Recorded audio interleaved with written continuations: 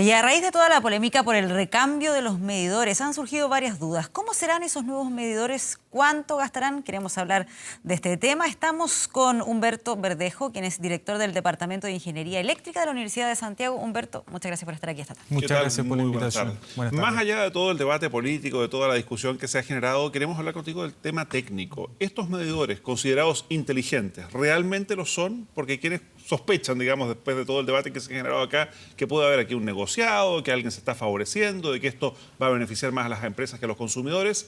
¿Son realmente inteligentes? ¿Sirven realmente? ¿Y hay que recambiarlos? Hay un punto, digamos que, si bien es cierto, es político que no se ha tocado. Que los parlamentarios están hablando de la ley, pero nadie ha mencionado la norma que se promulgó en diciembre del 2017, que apunta en base a los cortes de suministros que tuvimos por estos eventos climáticos fuera de lo común, se establecieron algunas exigencias a las empresas de distribución. Y dentro de esa exigencia está que de un plazo aquí al 2025 todos los medidores tienen que cambiarse por medidor inteligente.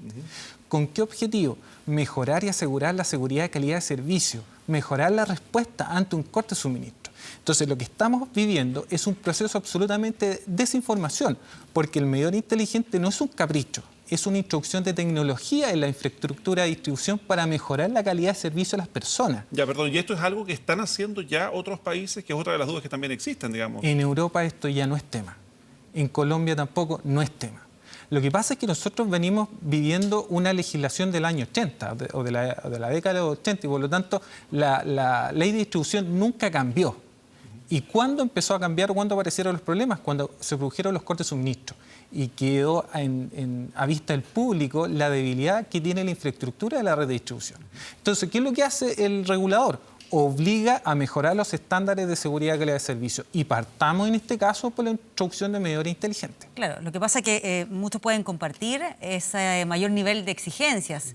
La polémica o el cuestionamiento tiene que ver con el hecho de que finalmente sean los consumidores quienes terminen pagando esas mejoras. En esas experiencias en otros países, ¿cómo se da? ¿Quién finalmente termina financiando eso? Lo que pasa es que nosotros tenemos que entender también y conocer cómo funcionamos en Chile. O sea, la normativa del 2017 hace que los empalmes y medidores pasen a ser parte de la infraestructura de la red de distribución.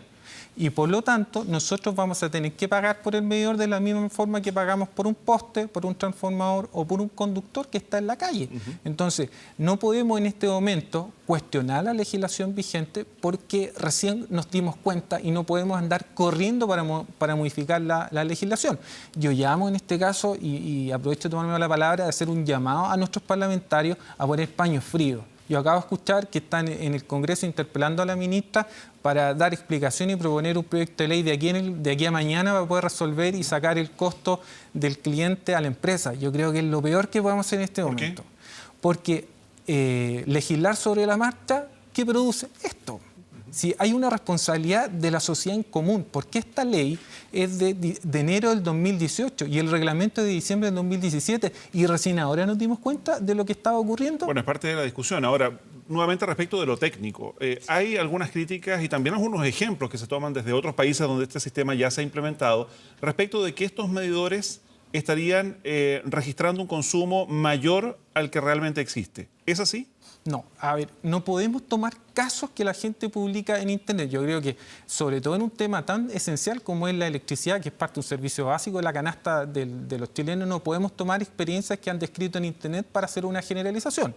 Lo que tenemos que hacer es poner, digamos, como decimos los eléctricos, el cable a tierra y en este caso hacer las mediciones en terreno. O sea, contrastar un medidor convencional con uno inteligente y ver qué es lo que efectivamente ocurre en la práctica. Perdón, porque entendamos que son muchas las empresas que proveen de estos tipos de medidores digitales, en el fondo, que eso es lo que son, para reemplazar los actuales. Los de disco, los antiguos. Los de disco. Ahora, ¿qué es lo que pasa? ¿Los digitales miden más que los otros o los actuales están midiendo menos que lo que realmente se consume? En estricto rigor, lo que nosotros vamos a tener con los medidores inteligentes es una medición HD.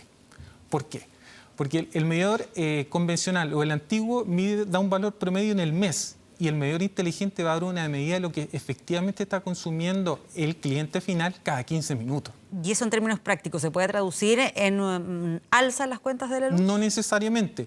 Si el medidor análogo está funcionando bien, el medidor inteligente debiese dar exactamente el mismo valor o en torno al valor del medidor antiguo. No debiésemos tener distorsión entre 100 y 200%. ¿Y desde esa lógica sirve tener o quedarse con el medidor antiguo para tenerlo como referente y poder comparar con lo que se está cobrando con este nuevo medidor? No, no podemos tener dos medidores instalados. La legislación vigente indica que aquí el 2025 todos los medidores tienen que ser cambiados. Sí, pero perdón, conversábamos acá también con la ministra. La ministra reconoce que la actual norma no obliga a la empresa a cambiar el medidor de manera obligatoria, digamos, en este lapso de 7 años. O sea, la persona perfectamente en el lapso de aquí al 2025 podría negarse a cambiarlo. Sí, efectivamente se puede negar. Y ayer la ministra me decía que también la persona podría mantenerse. El medidor es de él, ya lo pagó, podría dejarlo en su casa. Efectivamente, pero la empresa de distribución no creo, y aquí estoy hablando un poco desde fuera de cómo se maneja la empresa, no creo que mantenga los dos medidores conectados al mismo tiempo, porque es un solo empalme. Y ahora, ese punto es bien particular en relación a la obligatoriedad de cambiar o no el medidor. Efectivamente, el cliente tiene hasta 7 años, en 7 años se tiene que hacer la reposición o el cambio al medidor inteligente. Y posterior al año 7, ¿qué va a pasar? ¿Va a ser obligatorio o no va a ser obligatorio?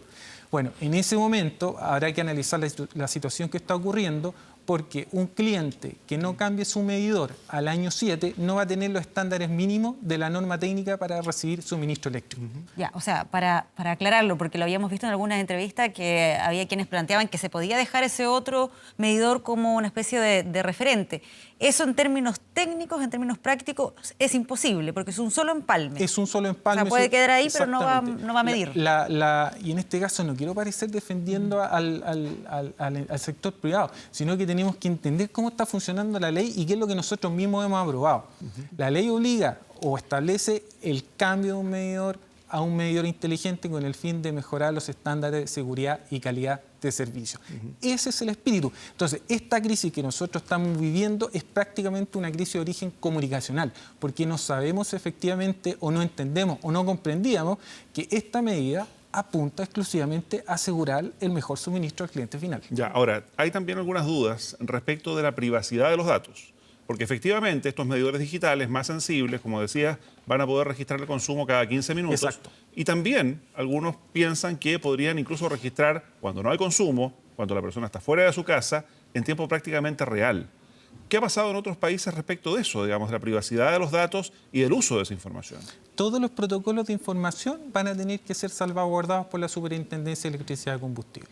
Nosotros también usamos planes de teléfono celular, hacemos transferencias bancarias, manejamos nuestros datos el día a día en una red que es común para todos. Entonces, para el caso eléctrico va a tener que ser exactamente lo mismo. Claro, pero en esos casos hemos visto que también ha sido vulnerada la seguridad en algunos casos. ¿Puede ocurrir lo mismo con estos medidores inteligentes? ¿Pueden ser hackeados? Como todo sistema de información que no tenga los suficientes resguardos informáticos, prácticamente es vulnerable. Entonces, lo que hay que apuntar es que la norma que se establezca de aquí en adelante asegure que los medidores inteligentes miden lo mismo que los medidores antiguos y que los estándares de seguridad para el uso de la información le permitan al cliente confiar de que no va a estar sometido a la posibilidad de un ciberataque. Pero ¿cómo uno puede controlar eso? Lo digo porque en una cuenta bancaria uno sabe cuánto dinero tiene y puede notar, darse cuenta cuando le han sacado dinero. ¿Cómo poder medir eso mismo con este sistema? Aquí es donde el ente fiscalizador, el que va a estar encima permanentemente, la Superintendencia de Electricidad y Combustible. Ellos van a ser los responsables de que si ocurre algún evento fuera de lo común y que se traduzca de una u otra manera un perjuicio al cliente final, aplique las medidas correctivas y las multas que corresponden. Pero como usuario... Perdón, o sea, eso mismo, desde el usuario, ¿cómo se contrarresta esa información? Hoy día hay hasta aplicaciones, digamos, que se pueden sumar a los actuales medidores para verificar si el consumo que me están cobrando es efectivamente el consumo real. ¿Cómo se puede verificar cuando la empresa proveedora es una sola, digamos, por la naturaleza del servicio, que lo que me están cobrando es efectivamente lo que yo consumí? En este caso, como el sector de distribución es monopólico, se regula, digamos, por una empresa modelo para evitar estas distorsiones. Aquí tenemos que confiar en nuestras instituciones.